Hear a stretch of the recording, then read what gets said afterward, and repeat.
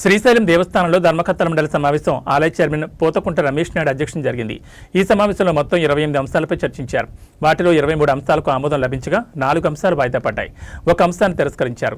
ఈ సందర్భంగా రమేష్ నాయుడు మాట్లాడుతూ క్షేత్ర అభివృద్ధికి చేపట్టే అభివృద్ధి పనులు భక్తులకు ఉపయుక్తంగా ఉండాలి కానీ దేవస్థానం నిధులు దుర్వినియోగం అయ్యేలా ఉండకూడదన్నారు.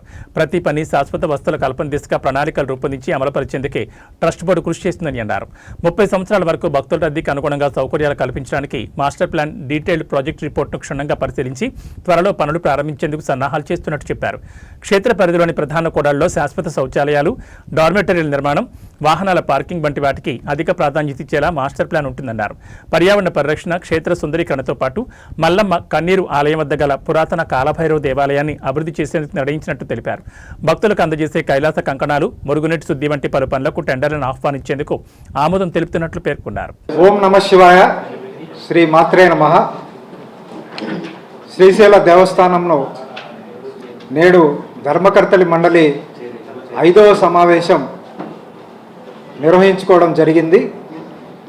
దీంట్లో 28 అంశాలపైన చర్చించడం జరిగింది.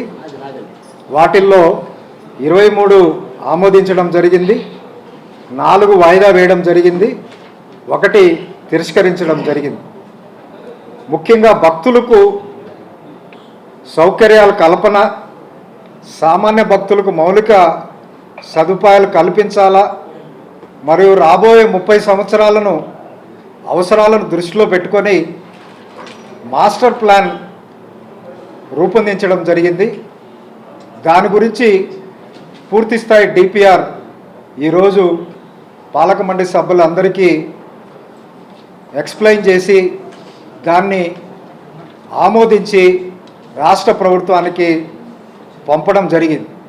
వాటిల్లో ముఖ్యమైన విషయాలు ఏమంటే, ముఖ్యంగా సామాన్య భక్తులకు సౌకర్యాలకు సంబంధించి అనగా డార్మెటరీ నిర్మాణం, శౌచాలయాలు ఏర్పాటు మొదలైన వాటికి మొదటి ప్రాధాన్యత మాస్టర్ ప్లాన్లో ఇవ్వాలని నిర్ణయించాం.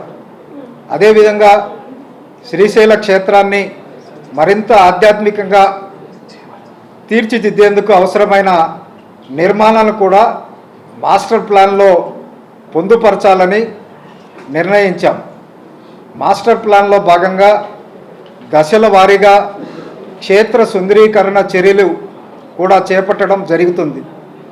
మల్లమ్మ కన్నీరు సమీపంలో గల పురాతన కాలభైరవ ఆలయాన్ని అభివృద్ధి చేసేందుకు నిర్ణయించడం జరిగింది. పరిపాలన అంశాల్లో భాగంగా గో సంరక్షణలో గోవులకు గ్రాసాన్ని సరఫరా చేసేందుకు టెండర్లు పిలిచేందుకు ఆమోదించడం జరిగింది. భక్తులకు అందజేసిన కైలాస కంకణాల సరఫరాకు టెండర్లను ఆహ్వానించేందుకు తీర్మానించడం జరిగింది. ఈ కైలాస కంకణాల రూపకల్పనకు ధర్మకర్తలి మండలి, ఉపసంఘం, వైదిక సిబ్బంది, దేవస్థానం అధికారులతో కమిటీ ఏర్పాటు చేయడం జరిగింది.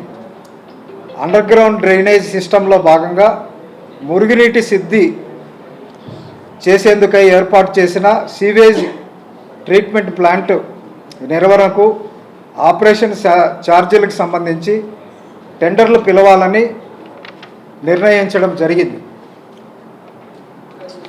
మహాశివరాత్రి, ఉగాది ఉత్సవాలు అత్యంత వైభవంగా శ్రీశైల దేవస్థానం అధికారులు, అనధికారులు చక్కగా నిర్వహించారు.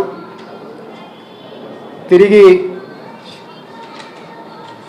మనకు దసరా వరకు ఎలాంటి ఉత్సవాలు లేవు. ఈ సమయం మొత్తంలో కూడా మొదటి ప్రాధాన్యత సామాన్య భక్తులకు ఉపయోగపడే శౌచాలయాలు ఒక 20